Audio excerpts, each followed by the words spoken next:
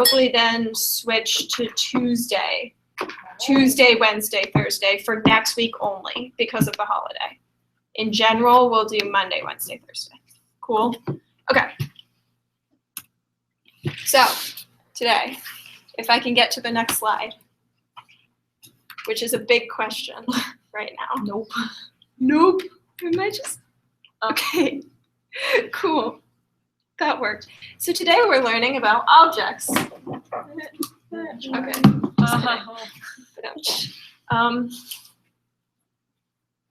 So, am I on the right slide?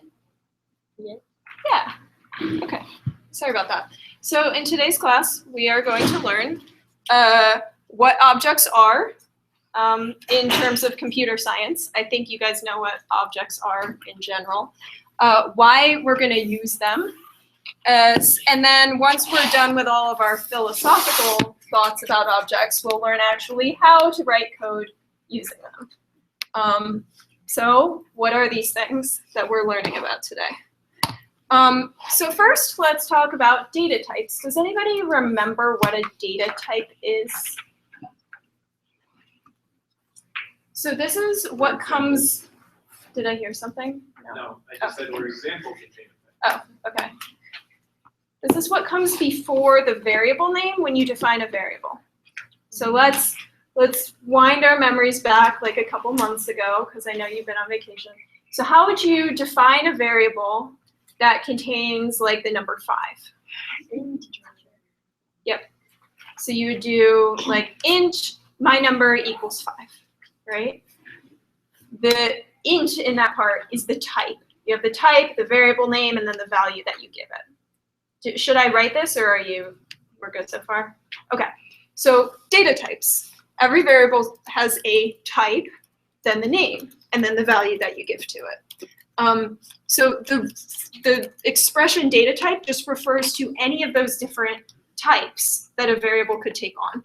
So what data types have we learned so far in this class? We already said one, which is integers. Doubles. Doubles. String. String.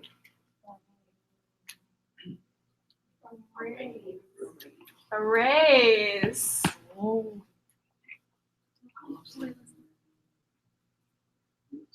What kind do you put in if statements? True or false values? Booleans. And then they represent letters in the alphabet. Variables. Did we do these? Characters. We Briefly, Not maybe? in these. Characters like a letter A or a letter B. Maybe? We mentioned it, we never had it on like. Oh, okay. So we talked about it. Okay, so let me just do a real quick rundown on characters then, so that you guys have it. So here's how you define a character. You go char, the variable name, is equal to single quote A, or single quote capital D. And you can put any letter of the alphabet in there, and you can also have like the character 9, which is really confusing, or the character semicolon. All right, so character basically just represents one single letter that would appear in a string or in a sentence. Does that make sense? And a string is double quotes, whereas a character is single quotes. Good.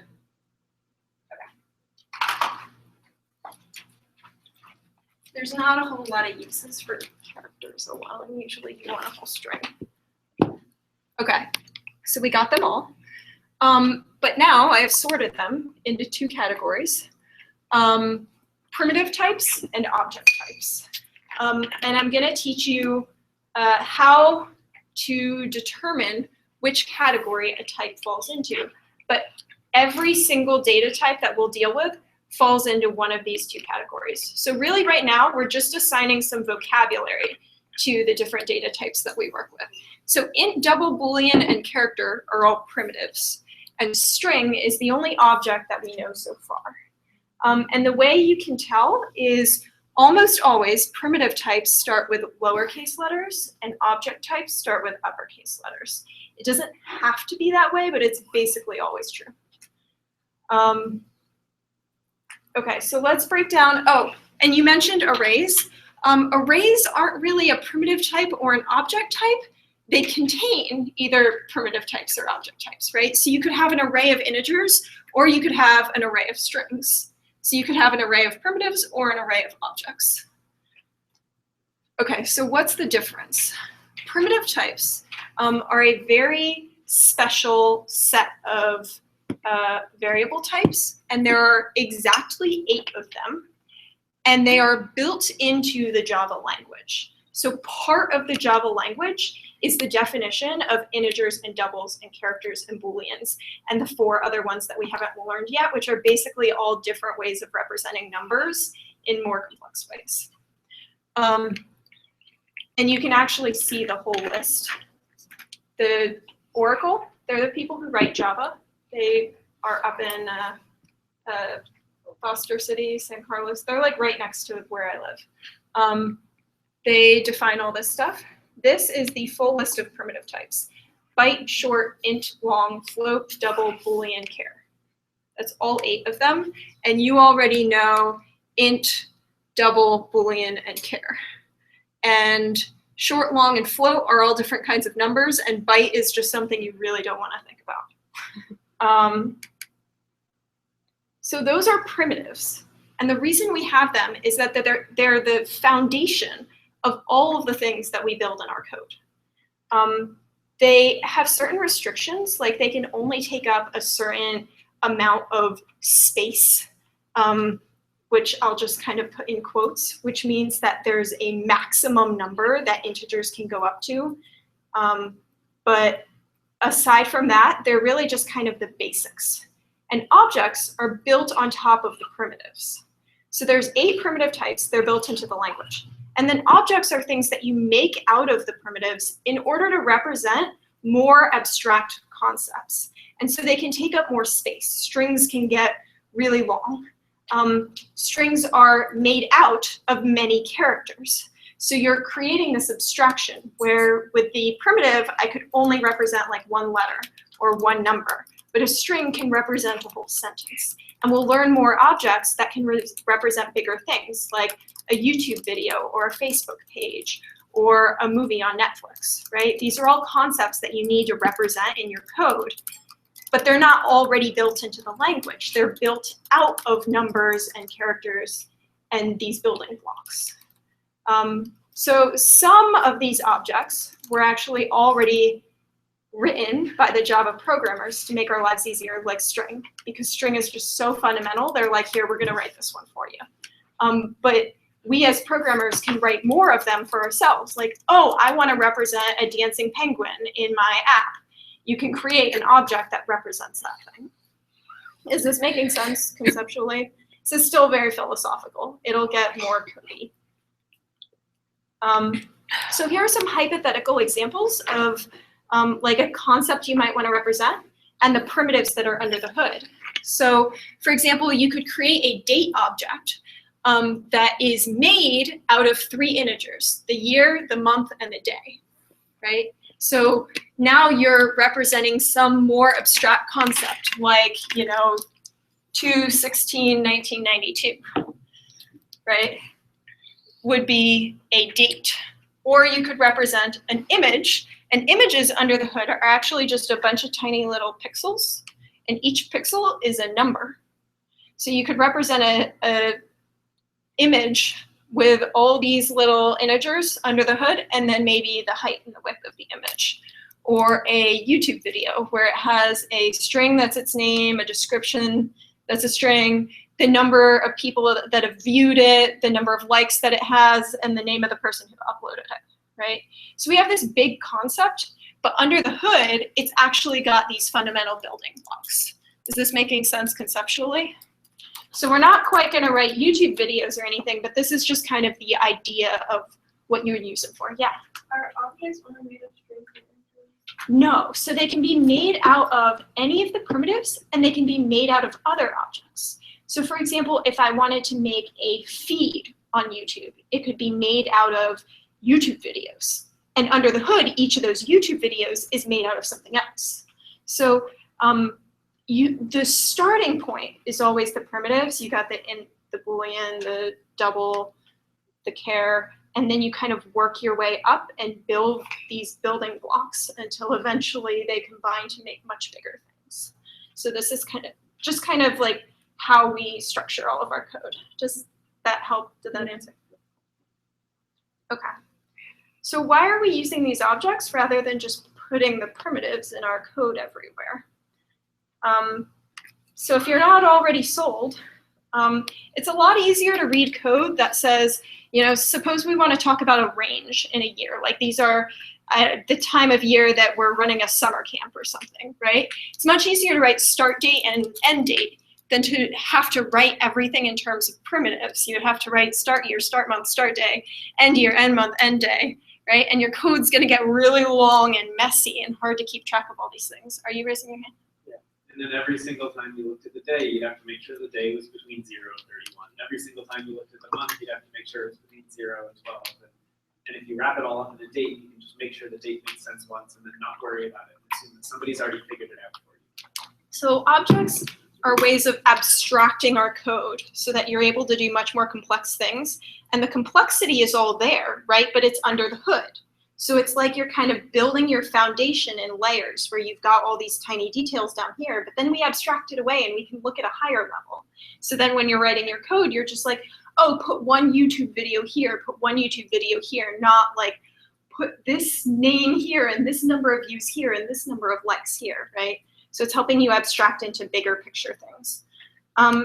It's super essential for returning from functions because you can only return one thing from a function.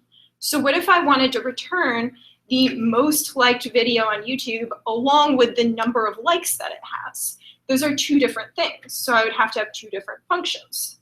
But if I package them into one object, it's one idea, and then I can return it. And it's also really useful for providing code to others. So I might write the YouTube video object, and then I could give you the object and you could use it.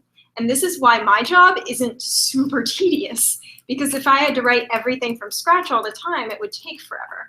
But I take these pieces that somebody else wrote and gave to me, and I use it in my code. So objects can be defined by the Java programmers, and then it just comes along with Java like string did. They can be written by other people, like me and Jeff. We could write an object and provide it to you. Or for us, our coworkers could write one and provide it to us. And then ultimately, you'll be able to write your own definitions of these types. So you could say, I'm building a game and I want to represent this thing. So in today's class, we're going to do the top two. And then later, like maybe a month or so from now, we'll teach you how to write your own. But first, we're just going to use ones that other people have written. Ready to get started? Have I sold you on how valuable these are? Okay, so today we're going to learn 3 types of objects. String you actually already know, but we'll get a little more comfortable with it. Point is another one written by Java, and it represents a point in a plane. So under the hood, it's just an x coordinate and a y coordinate, and they're doubles. Does that make sense? So like you could have 0, 0, or 3, 1, or -5, negative, I went the wrong way, -5, -15, right? So points are just something provided by Java because it's pretty common that we do math. And under the hood, it's just 2 doubles, but that's abstracted away. You don't actually have to know that it's 2 doubles. And then word pair is one that we actually wrote for this class for you to use. And it just wraps 2 strings. So it can represent any 2 words. So for example, a first name and a last name, or 2 different people, or 2 sentences. Although it's not meant for sentences, it's meant for single words. And then string you already know, but under the hood, if you hadn't thought about it before, it's actually an array of characters. It's just a whole bunch of characters all next to each other. So you could be using character arrays everywhere where you would do your little braces and you would write A, B, right, C, but that's super tedious. And so this string object lets you think of it as all one idea rather than a whole bunch of characters. Okay, how to use an object. 3 steps in using objects: import, instantiate, and call methods. And we're going to dive into what each of these means. In the abstract, import means you state where the object is coming from so that your code can find it. Instantiate means you create the variable of that type. And then call methods is how you actually utilize the object to do interesting things. So here's an example piece of code that I wrote using the point class. So the first thing I do, actually, line number 1, I just wrote package class examples. Do you guys remember what that means? That's where I declare which folder in Cloud9 I put it. So it's in a folder called class examples, so that's why it says that. By the way, if you pull the provided code, if you run update provided code, this will be in class examples / solutions. So first, package. Second is this line that starts with import. So import is a Java keyword. Do you guys remember what a Java keyword is? It's like a special word that Java identifies to mean something. As opposed to like a variable name, which is just a name that you give to something. A Java keyword is a word that has special meaning, and they turn purple. So import is a Java keyword. And what it tells Java is I am going to pull in code from somewhere else other than this file and other than just the regular Java language. So what this means is that somewhere off in the land of Java, they wrote a whole bunch of classes that could become available to you, but they're not actually loaded into your program yet. You have to tell the program, please go search through the Java files and find this class that I want to use because I want to make these objects. So you have to import it to say, grab that code for me to use. So then the next thing that comes is the package name. Package is equivalent to folder here, right? Which is why I say package class examples, because it's in the class examples folder. So somewhere Java has this structure of where it is storing all of these classes. And so within Java, it has a AWT folder, and inside of it is the point class. So all that this whole line says is please go find Java's auth folder, look for the point class in it, and then pull it into my current code and be ready to use it. We good on import?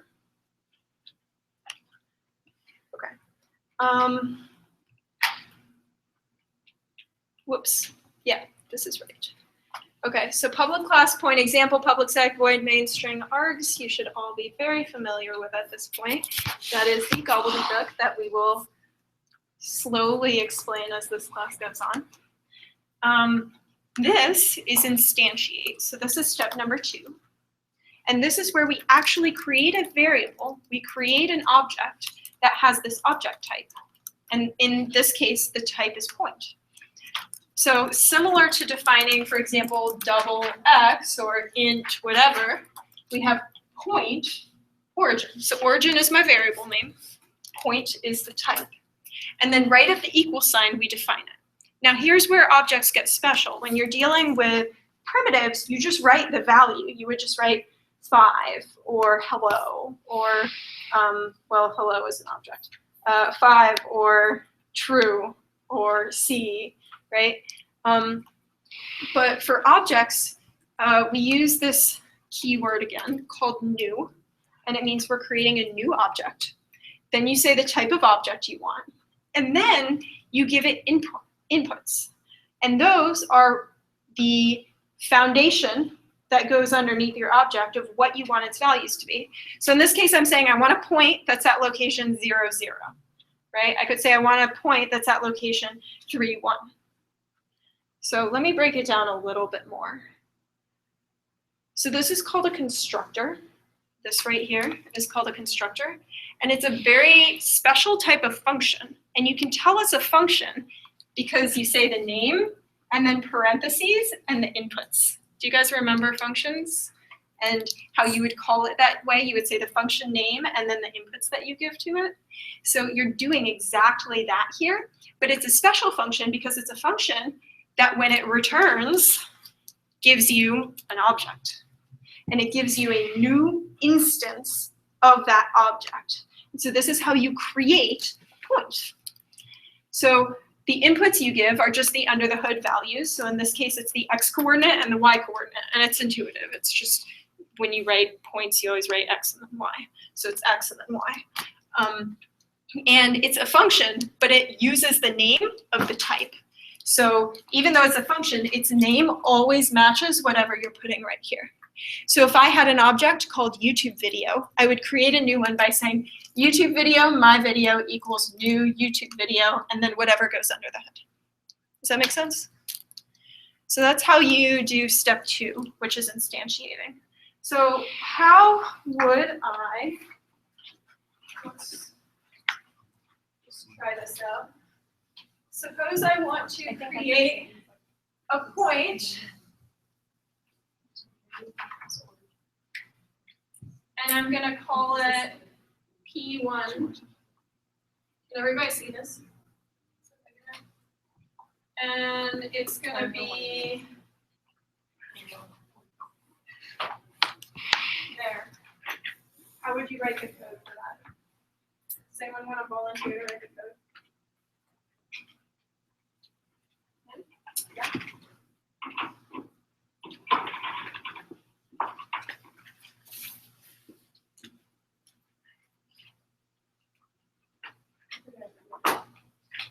Just wherever, like your here.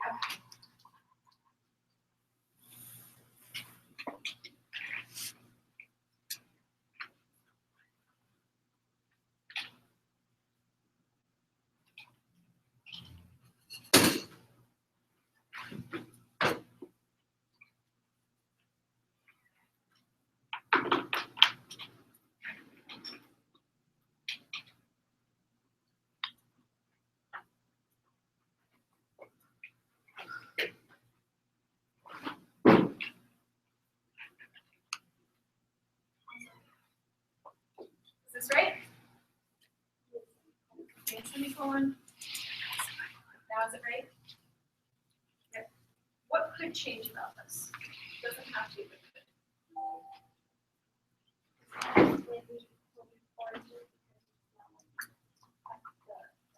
Yeah, so this is just a variable name, so you could name it whatever you want. And Java doesn't actually know what the word origin means, and so it'll just treat this as the 2. But you could name this something more accurate, like, I don't know, some point, whatever it represents. But yep, good. Okay, so that's step 2. So we have import and then instantiate. And then number 3 is call methods. So methods are another type of function, a special type of function, but they are functions that are associated with objects. And so this is when your objects get super useful, because now there are special functions associated with them that do interesting things. So these are some simple methods. So you put the name of the variable first, dot, and then you put the name of the method that you want to call, the name of the function that you want to call, right? And it'll return something. So in this case, origin dot get x gets the x value of that object. And so the number that it returns to here is 0, because that's the x value. Did that make sense?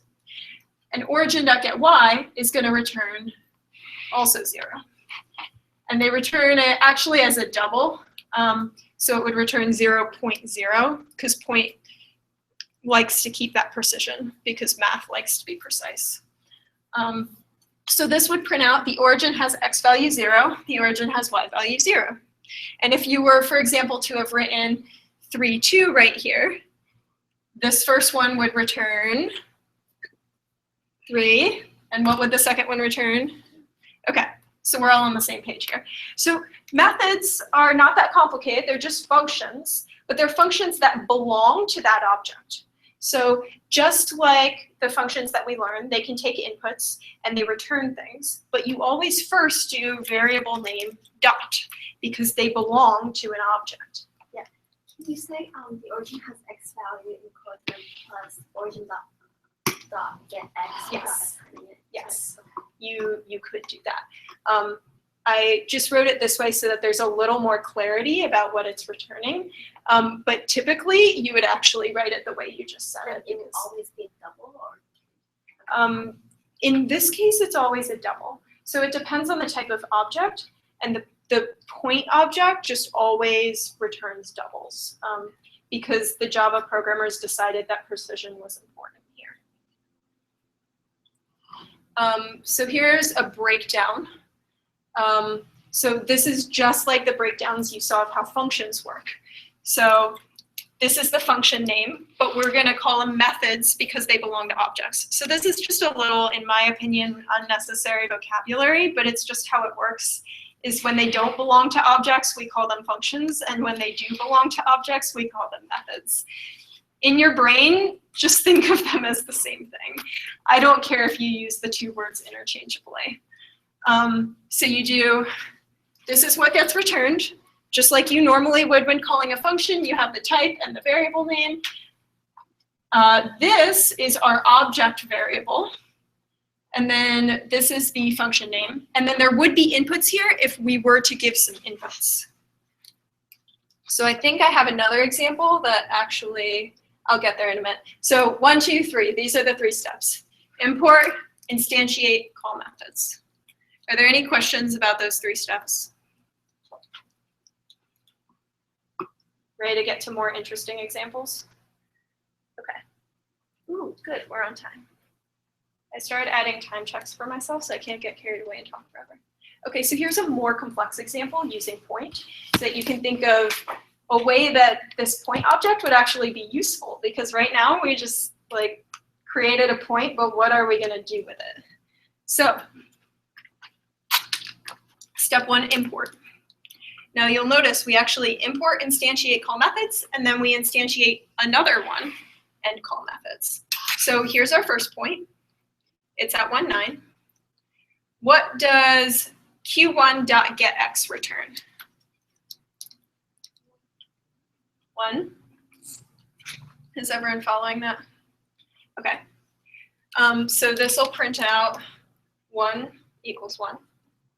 And then here is exactly what you were just saying, is here we just called it directly. So q1.getY. So what does this line print? What was that, Jackie? Equals 9. What comes before equals 9?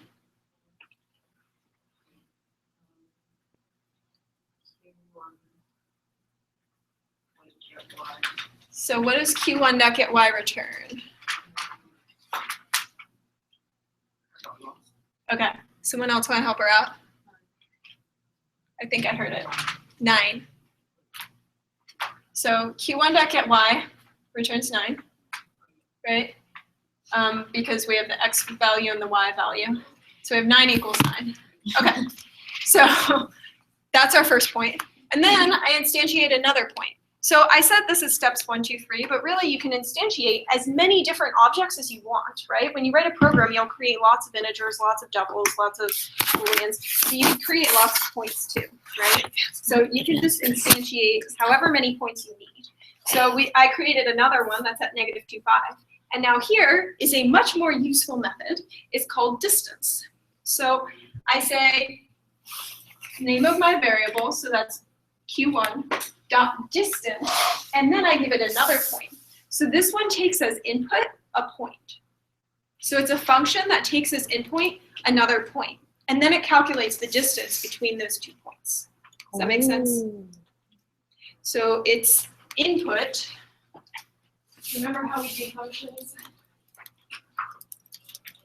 So its input is a point, and its output is it an integer? or a double? A double, because points do precision. And then the name of it is distance. So if you were to be writing this function, you would write public point distance. So remember when we defined functions? So this is what the function definition looks like for the distance method. Other point. So what it's saying, All right, pop quiz. Where did Julie make a mistake? I made a mistake. Is this a trick question? Is that my phone? No, it's not a trick question. Not a Darn it. semicolon. Let's see. I don't know what I did. I can't. What is this method return? Oh, ah! I see it now. What is it I- supposed to return? I heard a couple. A double. So where was I supposed to write that? This is what it returns right here. Oh my gosh, I stared at that for a while and didn't see it. Do you guys see it now? Yeah. The output is a double. So public double, so that's the thing it returns. Name of the function, the type of input, and then the name of the input, right? So it takes as input another type, and it returns the distance between my point that I'm calling it with, because it's a method, and the input point, right? If this were just a function, not a method, I would have to take both points as input. But because it belongs to one point, I don't have to take it as input. Okay, so this is where methods get useful, is you can create these more abstract ideas, and then you can just call the methods that are associated with them to do more interesting things like calculate distances. Okay, so I have it try it out. So open Cloud9, and there is a run update provided code, and there is a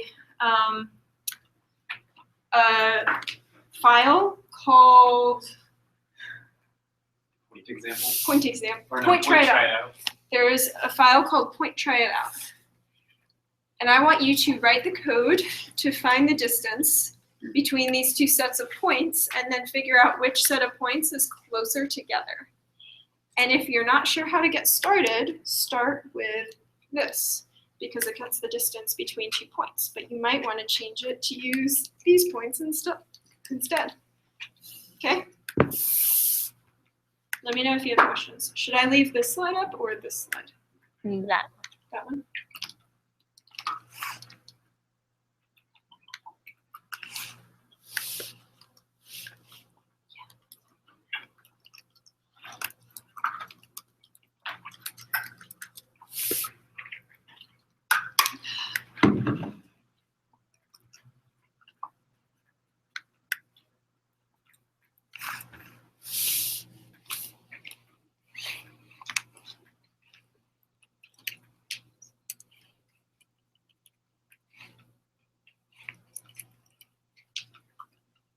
Has everyone gotten the provided code and found the file? If you're still looking for the file, let me know.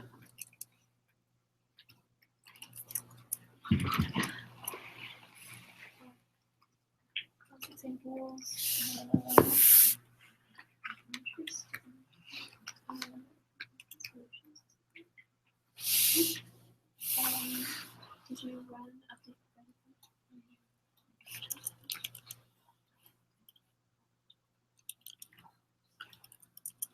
This is Cloud9 failing. It didn't actually do it. Click on running.java or running Java and go down to update code. It just, sometimes it can't figure it out until you tell it. And now click run again. Just click run it. Oh, sorry. Yeah, now I got it. Sometimes it like can't do it unless you tell it down there. This is the point trying it out. Yes, point try it out. FYI, the point example 2 is also in your workspace in class examples/solutions. Oh, yeah. So if you look in the solutions subfolder there's one called point example 2, and it has all the code that's currently on the slides. I highly recommend you go to point example 2, you copy paste the entire thing, and then you start from there and modify it to do what you want to do.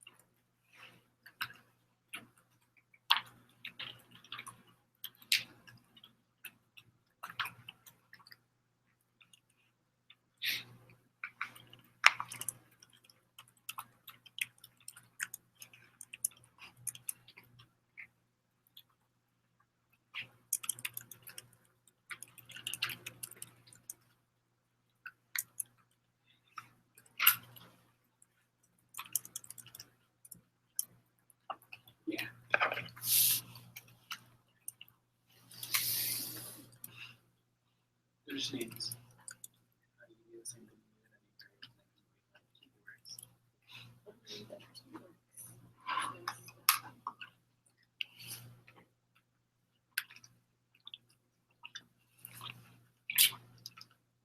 Okay.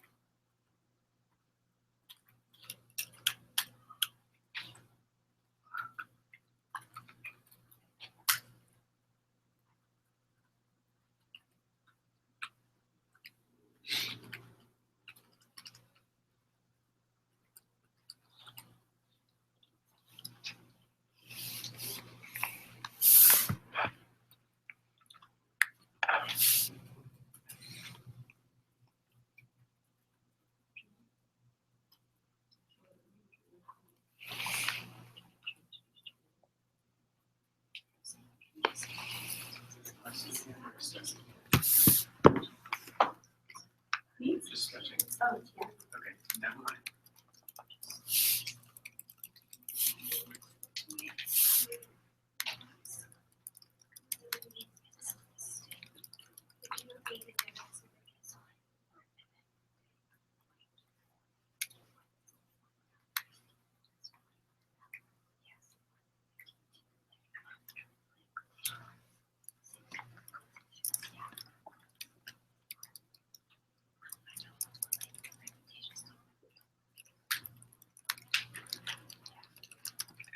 Does anybody have the distance between the first two yet?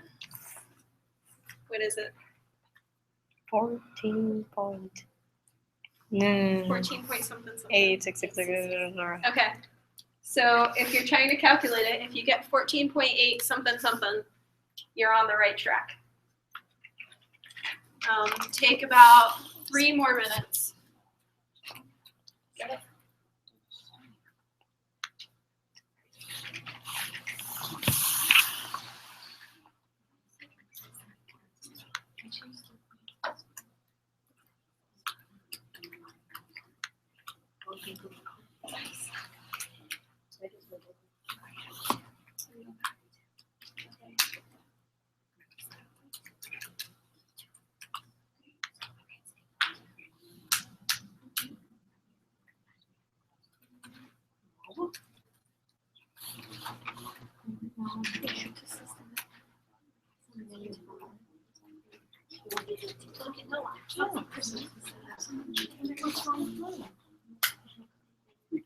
Okay, I got you.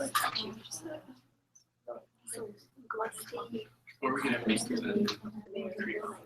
Well, I could do that too. Yeah, but I haven't set up. We're gonna save this. I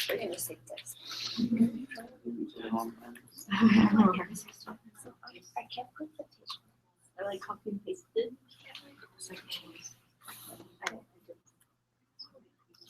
Oh, do you have international language? I think it's all space.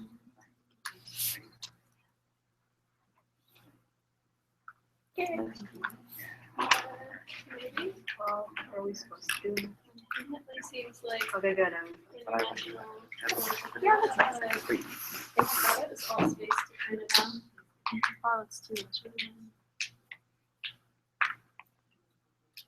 Maybe you just have it right now. Okay, well, if you do quote and then space, it'll do it. It's because when you have an international keyword on it, uses the quote in order to indicate accent marks. Oh, I see. Okay.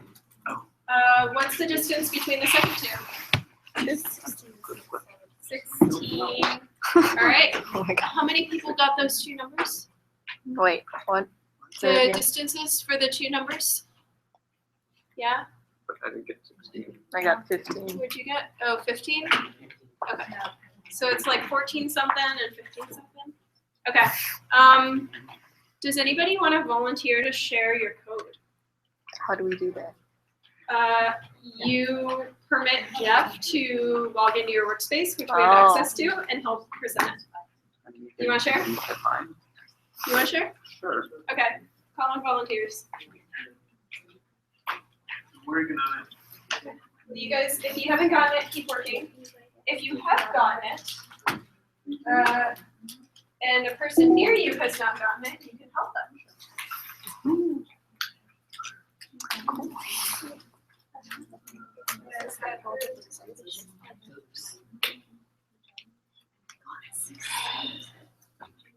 Are you sure your points are right?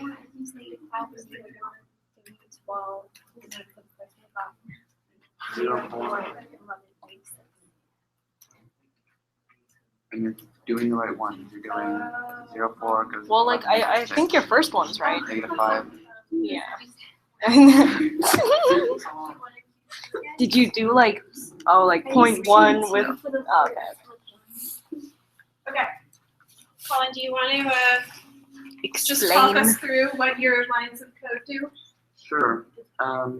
So the first two, just assign the first two distances, well, the first 2 points. So the first one gives you your first point of the first two. The second one gives you your first point, or your second point of the first set. And then the second two lines give you your first point of your second set, and the second point of the second set. And then after that, assigns the distances of the first set and the second set. And then the if else statement compares if your distances are how your distances compare, and then tells you how they compare. Are there any questions about how any of those lines work? Cool. Good job. Okay. Yeah. Little golf claps. Okay. So in summary, import, instantiate, call methods. So, oh, it's not over. Can you cast that one more time? Never mind. It's not worth it. You guys saw, right? At the very top, he imported. Then there were the 4 lines where he instantiated. And then where he called distance was the calling of methods. So 1, 2, 3. That's cool. Let's take a break and come back. Whoa. Are you disappointed that you're not? No, I was like surprised. I was like, whoa, it's already break Snuck up time. on us, I know. Yeah, whoa. It's different now. So I have to redo So mad. this right now. The back goes on the top because the back is on top. It kind of came up. So I just put it back down. Yesenia,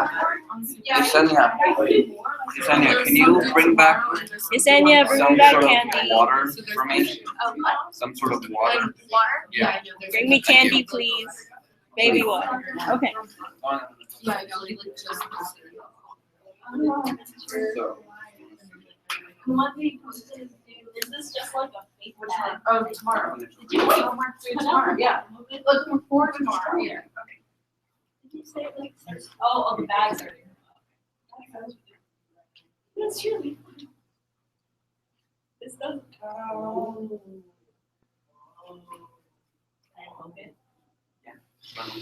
What is this? this is so that the How long can you like go on this floor? the batteries are 36 amp hours and the motor draws a little less than an hour. Oh. And like, if it runs out of battery, can you just? It's difficult, but yes. Because you're also turning the motor at Yeah. that point. Another one you ratchet. That would be nice. It would be nice, but The bag has a hole in the bottom of it. yeah, It's just a cover, it's really that bad. is no longer. Carbs in that. It works, does its job. No, I literally thought it was just the bag. Like, okay, cool.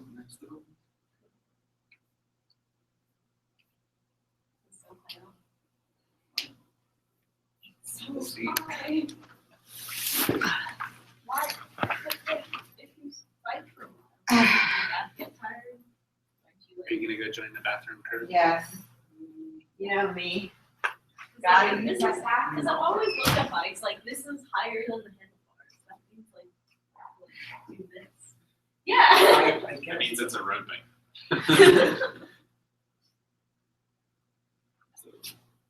Yeah. Like I like biking like that. Up here. Yeah. That's the short person bike. Same, yeah. Basically. Don't look too close. You can still put stuff in it. It's good. I still can't. If you want to. Are you gonna bike home or anything? Yeah. Dang.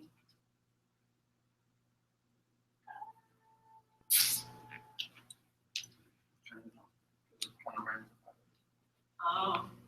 Oh no, how are you gonna get home? This. I have one of these.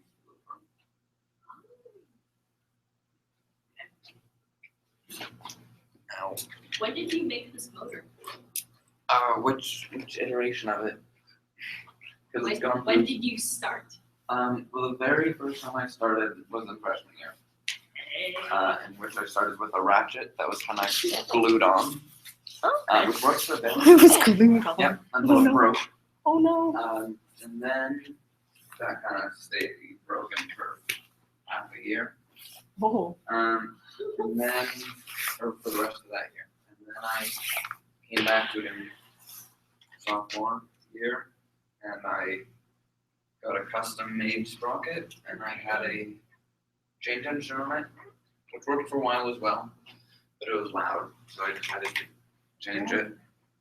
And then that brought me to this year, where Upgraded. I had I had another sprocket on there, but it wasn't as tight. The chain came off, and then when it came off, I bent the sprocket. Oh. So now I have to do that.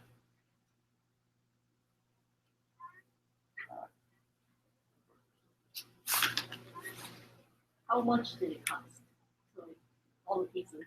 Well, that depends if you want to use really big lithium batteries or not. How much did that cost though? With the motor. Right. Like 40. You're sure? Oh, I got both. Oh my god. Really, Bit of honey. Mango, grapefruit, I don't know. water. I got the first one. Yeah. Okay. Is there? Interesting. Alright.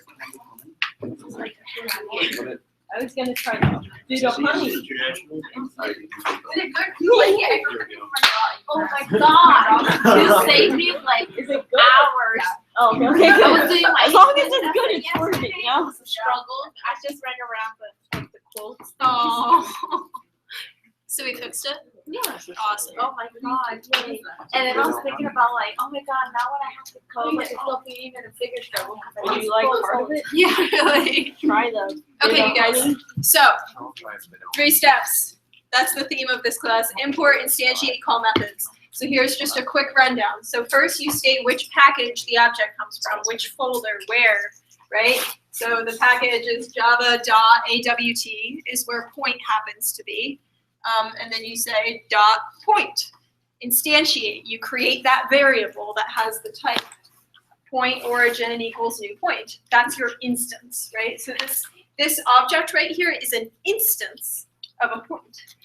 That's just vocabulary. You can ignore it if you want. Then you call methods. So you can call things like getX or distance or whatever. And those are just functions that belong to the object. Okay, so let's try it with word pair. So word pair, remember from back when I said it 20 minutes ago, is an object that Jeff and I wrote for the sake of this class, and it just contains 2 strings under the hood, and they're 2 words, right? I did bring everyone back from the bathroom, right? Maybe. Marissa, shoot. Whoops. She must have texted Jeff, like, help me! Awkward. How did you? When Jeff ran out, I was like, just keep going. Okay, so let's run through the 3 steps, import, instantiate. I'm sorry. Okay. I was like, I know Jeff is online. I'm just really gonna glad you message took him. your phone with you. Yeah, always. What would have happened if you didn't message Jeff? I would have just gone out and come around now. Yeah, that's fair. Okay, so word pair. Under the hood, it's 2 words. It's 2 strings. This is one that we wrote for you. Okay. 3 steps: import, instantiate, use methods. Same idea, but it's going to be a little different because it's one we wrote rather than one that Java wrote. So when you import it, rather than saying import java.whatever, you just say the folder name that it appears in your Cloud9 workspace. So the word pair file, if you care to go read how it's written under the hood, is in your workspace in a folder called provided. So to import it, you just say where to get it from, which is the provided folder, and then you say you want word pair. Import provided.wordpair. Good so far? To create a new one, it's really similar to what we did with point. You say word pair, name of the variable, equals new word pair, and then you say the 2 words that you want it to have under the hood. So this is going to be my super animal word pair, and under the hood it just contains 2 words, bear and platypus. We good so far? So this should look really similar to point. So there's this like standard format, right? We say type, variable name, new, whatever type, and then whatever goes under the hood. So you'll notice last time for point, you took the coordinates, which was 2 numbers. But in this case, under the hood, it's 2 strings. So the input is 2 strings. Okay. And then here are some of the methods that word pair has. It has get first word and get second word. This may look kind of similar to what getX and getY did, right? So this will print out. Anyone want to figure out what this will print out?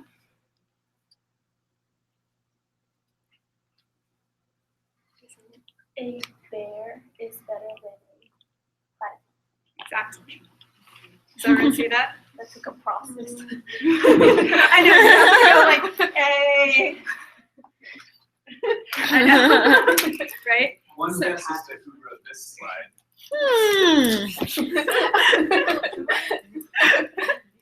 It's pretty obvious when you read our slides who wrote what. Okay, so Does everyone follow why this prints a bear is better than a platypus? Yeah. So basically that was the same idea. Import, instantiate, use methods. Word pair is really similar to point, except rather than having X and Y under the hood, it has 2 words under the hood. So once you know how to use point, you basically know how to use word pair. And many other objects are like this. We're only learning 3 today, but a lot of other points, or a lot of other objects, it would just be YouTube video, whatever equals new YouTube video, whatever's under the hood, and then you could say, you know, get number of likes with your methods. So it's a common format. So strings actually have some shortcuts built in because you've already been using strings. So the first thing is you don't have to import it. Strings are just so common that they're like, we're gonna automatically package it into every piece of code just like the primitives because everyone uses strings everywhere. So they are an object, but you don't actually have to import them because Java just already pulled it in for you automatically. Does that make sense? And instantiating, you don't have to do the whole new thing for strings. This is also a shortcut. You can just say double quotes and then whatever you want your string to be. Remember that under the hood, a string is a whole bunch of characters. So if you wanted to, you could actually write it this way. You could do write out all of the letters, and then you could do the same format, string, whatever equals new string. But you're all like, no, I don't want to do that, right? So all of us, like every programmer out there, is super thankful for this shortcut, right? Strings are the same. They have the whole new thing, but this is just something that they wrote for us because really we didn't want to write all those characters out. So you already know how to instantiate strings. And then there are methods. And this is the side of strings that we haven't met yet, right? But they have all of these built-in methods that do cool things. So for example, there's one called char@, which gets the character at a particular index, where the input is the index. And this is just like how you would count with arrays, so you start counting at 0. So in this case, the 0 index is h. So greeting.char@0 returns h, right? And if you wanted to return the O, you would do index 0, 1, 2, 0, 1, 2, 3, 4. So right, if you wanted to print the whole word, you could do the whole word. But char@, this method in particular, is grabbing a single character. It's saying, please give me a character from this index. So that's one of the methods it offers. Another one is a method called length, and that tells you the number of characters that are in it. So in this case, it would be 5. Kind of behaves like arrays, right? Under the hood, it is an array. So you'll notice it's got the indices in the same way. So this print statement, does anyone want to figure out what this prints? Jackie?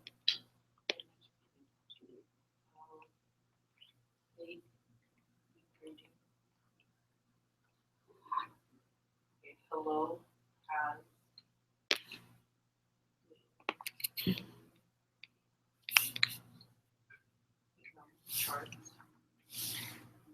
Yeah, so what's the value of?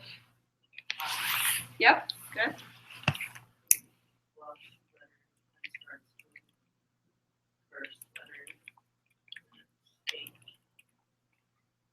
Yep, exactly. So hello has 5 letters and starts with H, period. Cool. All right, so now you know 2 string methods. Are there any questions about those methods? So now you're empowered to do more interesting things with strings than you could do before because you can grab single characters and lengths. And you could imagine that you could, for example, write a loop that goes over those indices of the string and do something on each of the characters. That was, by the way, a teaser for Wednesday's class. All right, so try it out. There is a file called, I think, strings try it out in there. And you're gonna write a program that takes a string as input in the args, right? And prints its first and its last character. And if you're having trouble coming up with the index for its last character, the hint is you might want to use the length. We did this with arrays a while ago.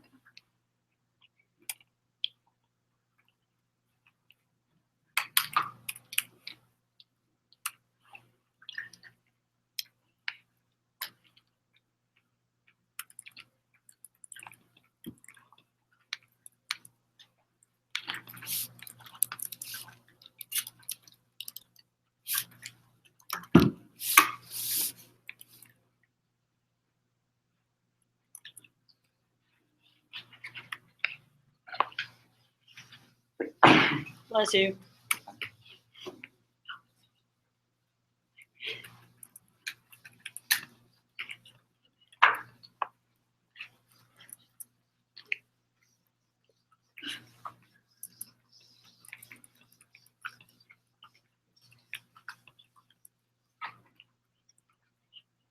Has everybody found the string try it out file?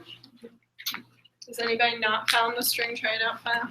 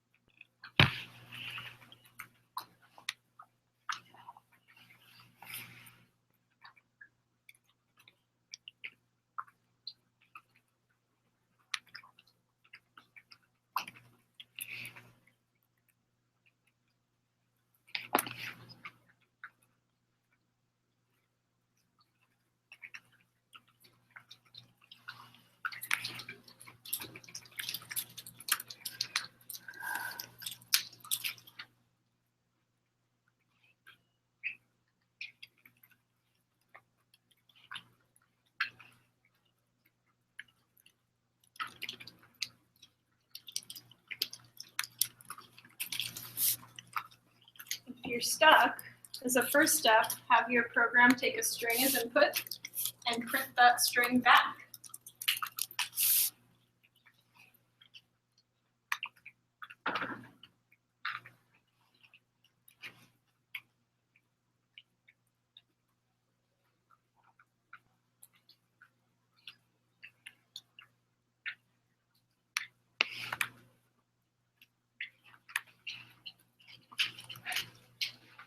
By the way, you're welcome to work in groups on this. You guys are super quiet. You can totally talk with the person next to you about it.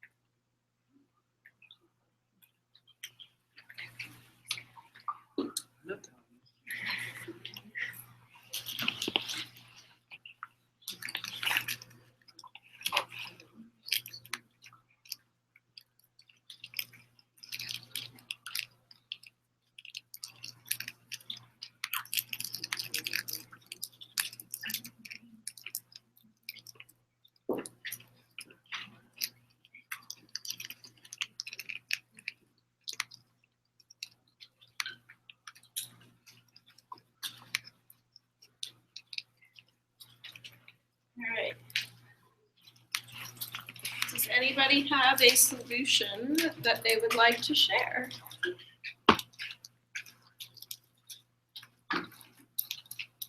Sure.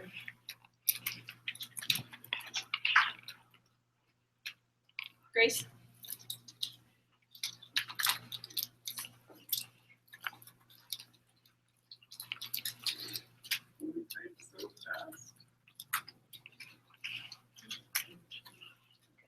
I asked what some minutes to say.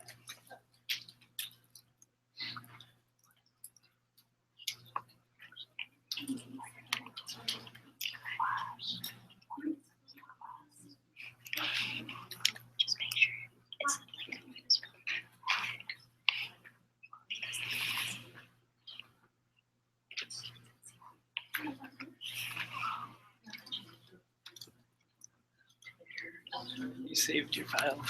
Oh, probably not. Okay, when you're done, please save it so that I don't accidentally break it. Oh my god, what? Wait.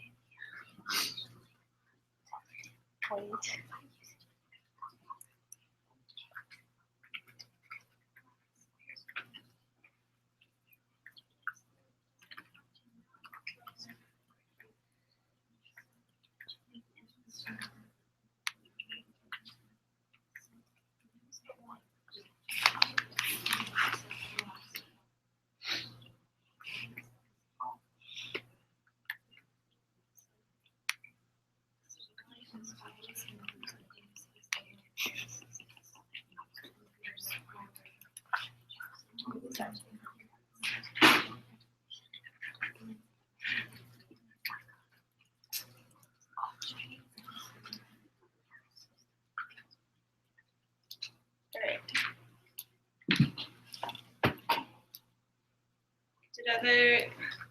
Did you guys get it?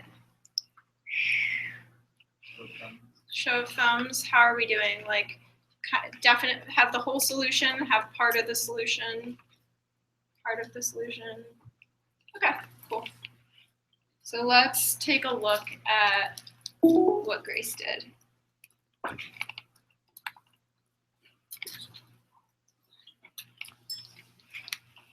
right, you want to talk us through what you wrote? Oh, okay. So for the first part, this is the input. I guess I could have made it the args thing. Is it allowed? Can you change that real quick? Yeah, sure.